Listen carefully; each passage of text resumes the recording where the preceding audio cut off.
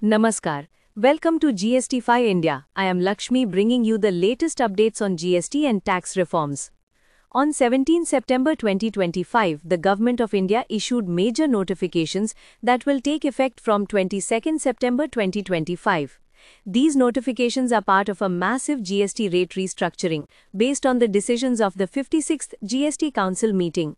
Notification number 9/2025 Central Tax Rate.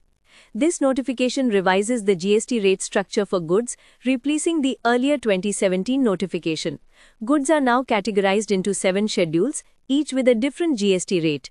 Schedule I, 5% GST on essential goods like milk powder, pulses, cereals, rice, wheat, edible oils, sugar, soaps, toothpaste, books, sanitary napkins, renewable energy devices like solar panels, and basic medicines. Schedule 2, 18% GST on common goods such as processed foods, household appliances, televisions, mobile phones, furniture and footwear above the threshold limit. Higher schedules like Schedule 5 and 6 include luxury and sin goods with higher tax rates. Notification number 10/2025 Central Tax Rate.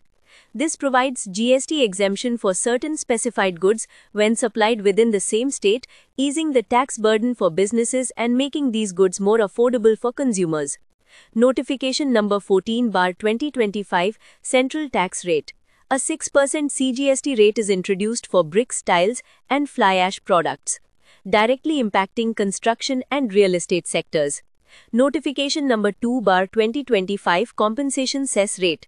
The compensation cess on certain aerated drinks and similar products is now reduced to 0, lowering the overall tax burden on these items. Notification number 36/2025 Customs. The customs duty rate for items listed under serial number 404 is revised to 18%, affecting the import cost of those goods. These reforms will significantly impact businesses and consumers across India. Stay informed and ensure timely compliance with the new rules before 22 September 2025. For more updates on GST notifications, subscribe to GST5 India. See you next time with the latest tax news.